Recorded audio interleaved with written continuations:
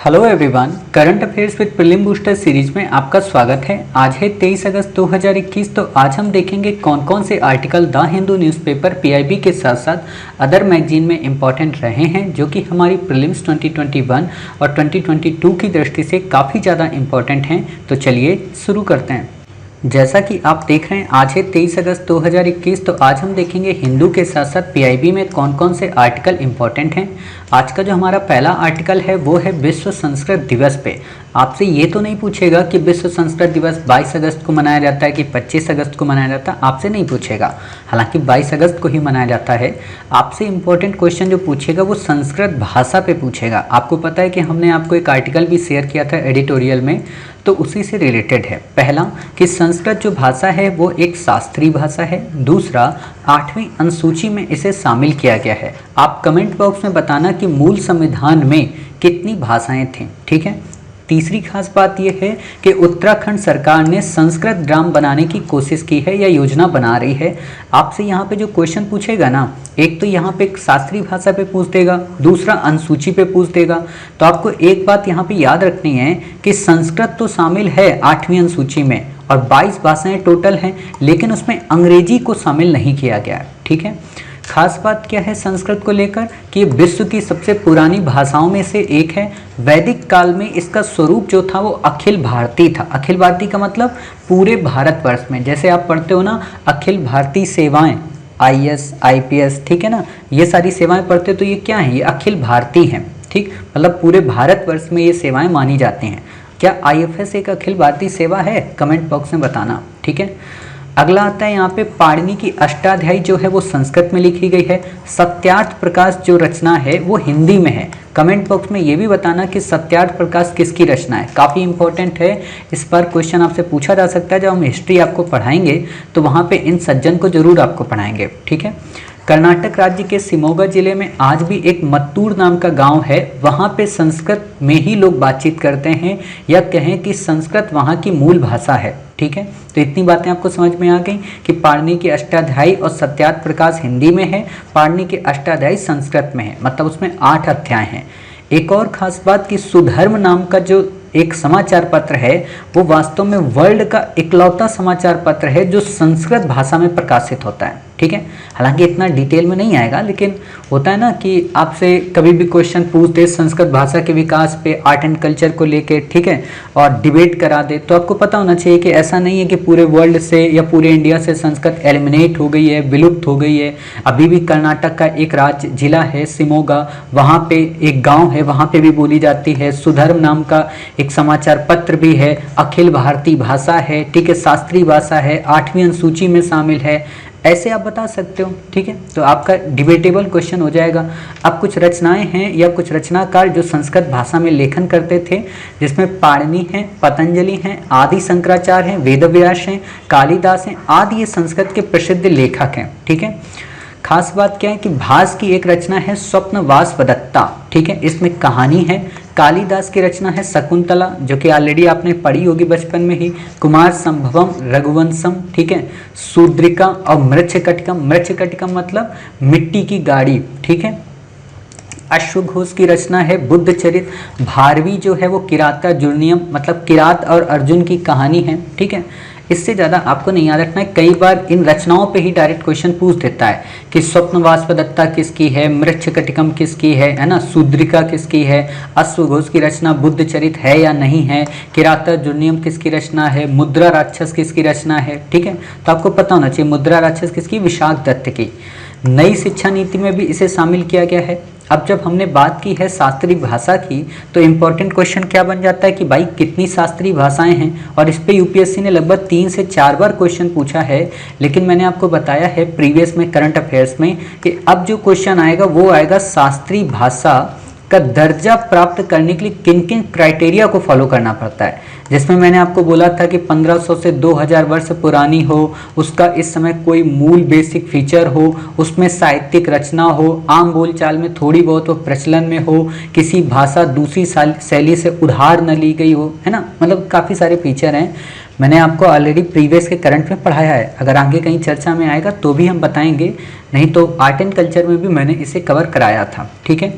तो कौन कौन सी भाषाएं हैं? तमिल है, तेलुगु है, कन्नड़ है, मलयालम है, संस्कृत है, उड़िया है। ठीक है, ये 6 भाषाएं हैं। 6 में आपको ज़्यादा दिमाग नहीं लगाना है, बस इतना याद रखना है 4 जो है वो साउथ इंडिया से हैं, तमिल, तेलुगु, कन्नड़, मलयालम, संस्कृत और उड़िया। बस इससे ज़्यादा आपको याद ही नहीं रखना है।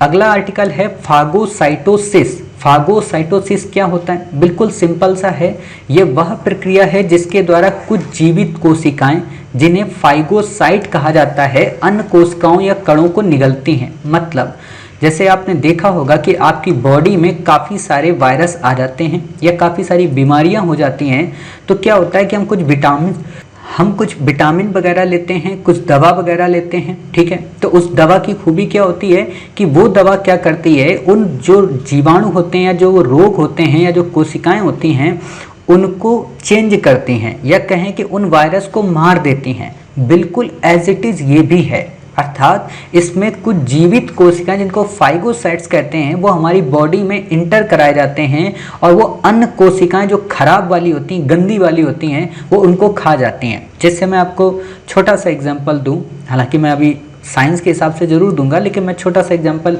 रियल लाइफ से दूं। आप लोग जो दही खाते हैं, ठीक है, वो दही क्या होता है? बेहतरीन कीड़ों का बना हुआ दही होता है। आप कभी भी दही को माइक्रोस्कोप में लगा के देखिएगा तो आपको उसमें बहुत सारे कीड़े मिल जाएंगे जो दूध को फाड़ते हैं।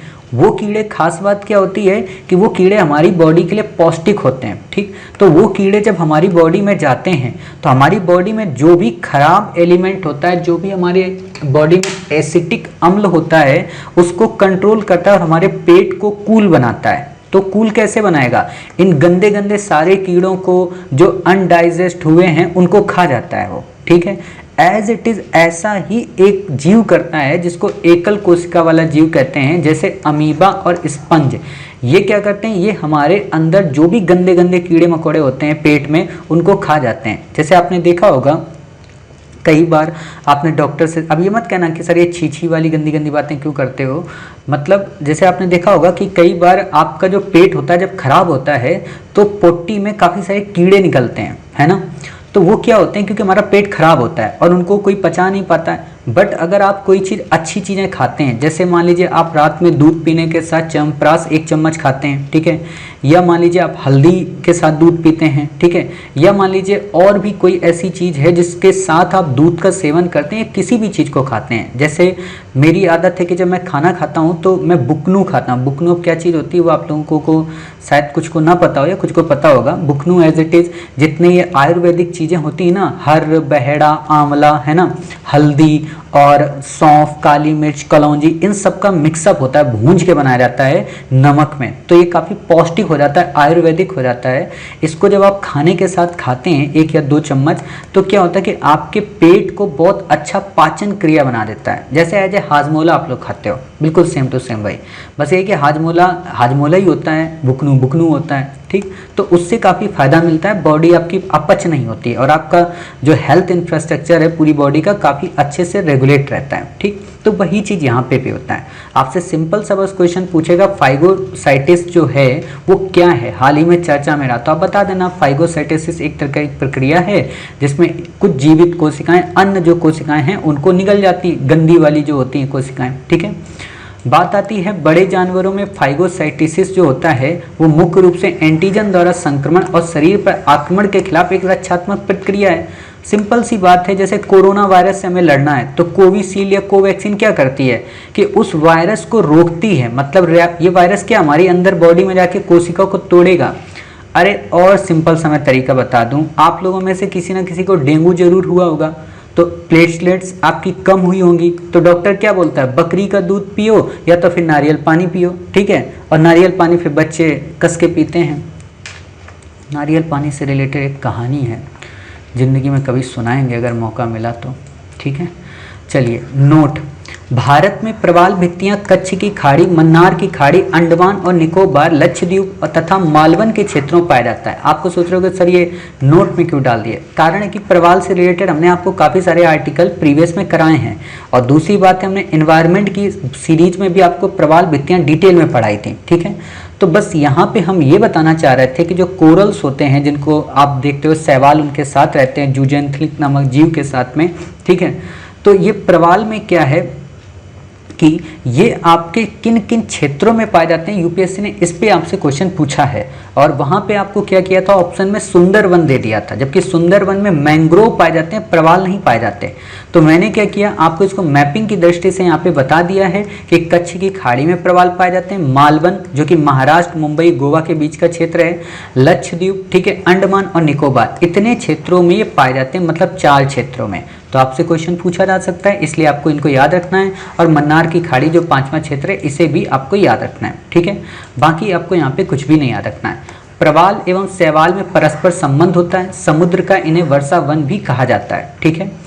अब हमारा इस पे एक और आर्टिकल है तथ्यात्मक दृष्टि से कि भारत को 4 भूकंपीय जोनों में बांटा जाता है। भूकंप क्या होता है, कैसे आता है, प्राकृतिक आपदा है, मानव निर्मित आपदा है, ये सारी चीज़ें हम आपको कब पढ़ाएंगे, जब हम आपको ज्योग्राफी पढ़ाएंगे। बट अभी करंट की दृष्टि से आपको इतना याद रखना है कि जो भूकंप है वो एक तरीके की भौमिक प्रक्रिया है। दूसरी बात क्या है कि इसमें 4 जोन में भारत को डिवाइड किया गया। अब जोन यहाँ पहला नहीं है, ठीक है।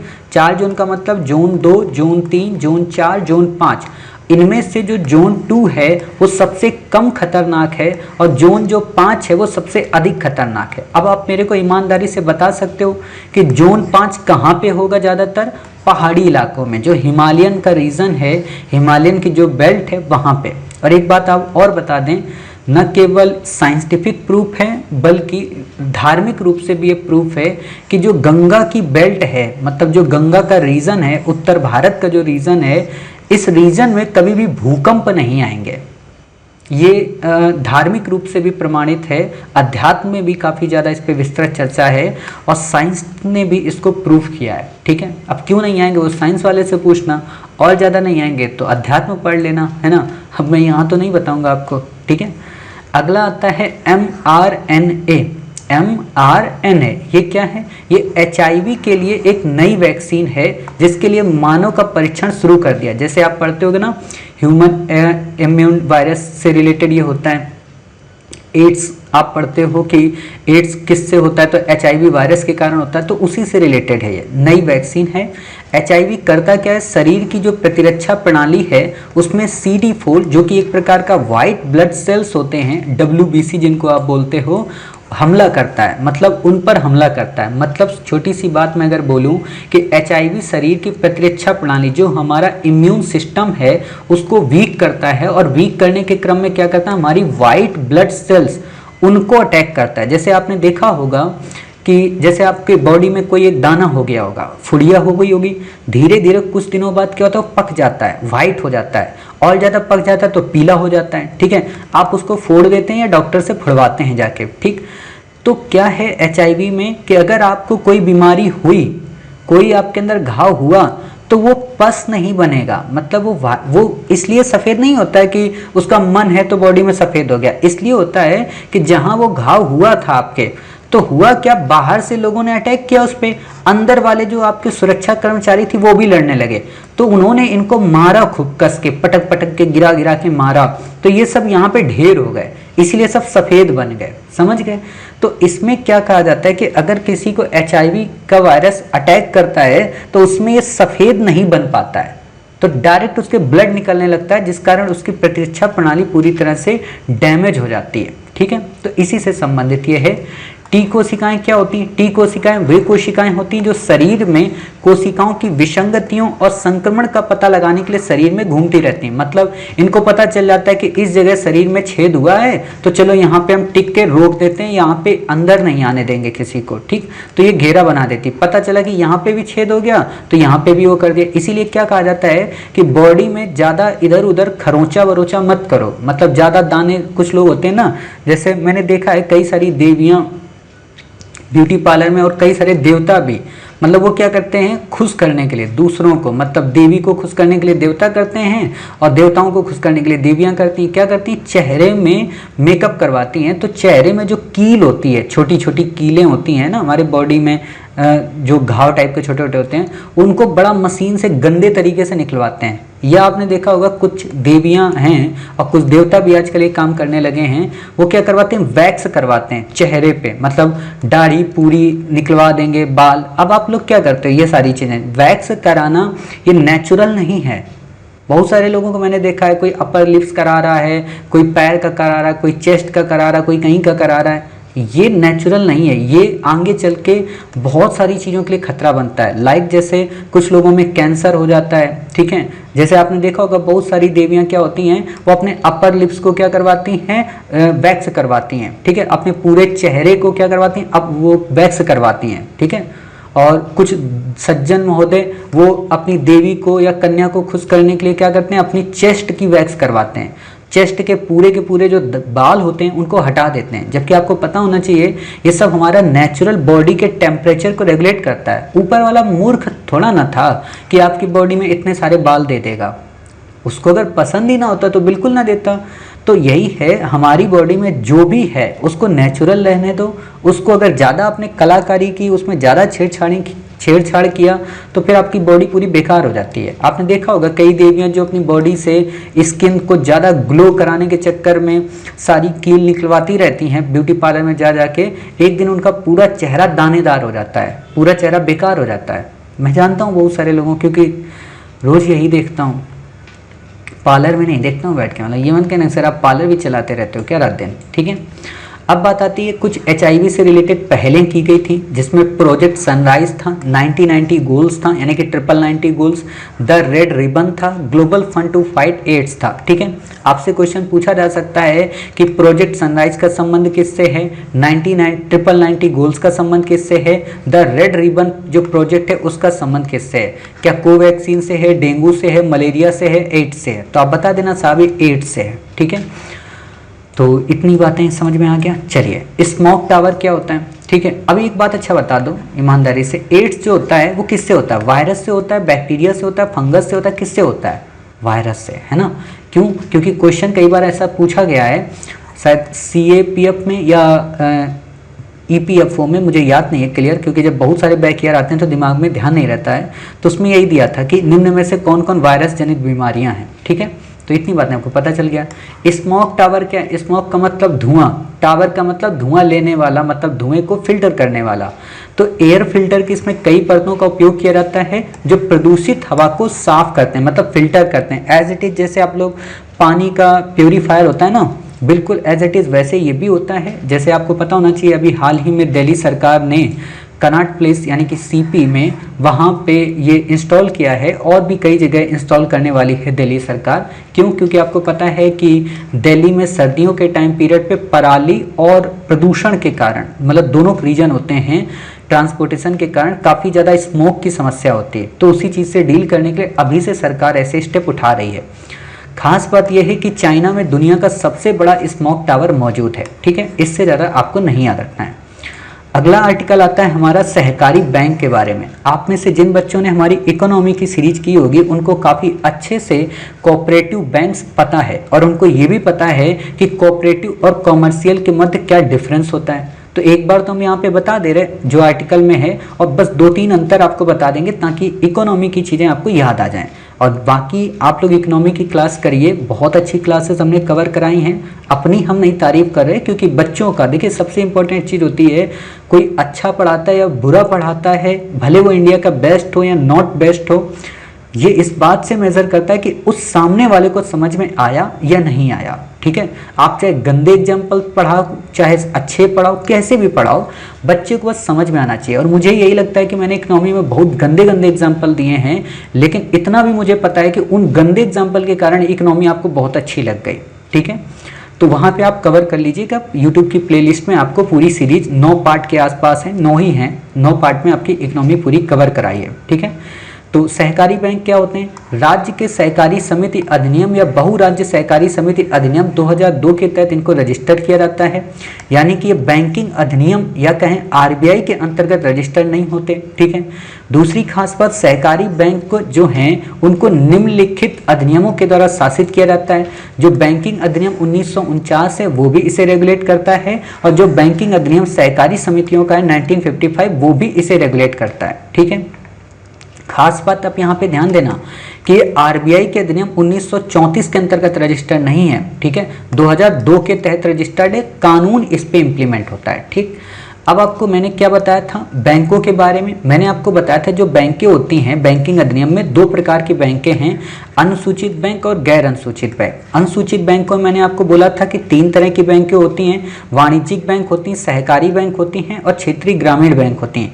जो वाणिज्यिक बैंक होती हैं वो दो टाइप की होती हैं, पब्लिक बैंक और प्राइवेट सेक्टर बैंक। पब्लिक जो बैंक होती है वो भी दो टाइप की होती हैं, कौन कौन सी, नेशनलाइज और नॉन नेशनलाइज। इस समय कोई भी नॉन नेशनलाइज नहीं है, सारी बैंकें नेशनलाइज हो गई, ठीक है।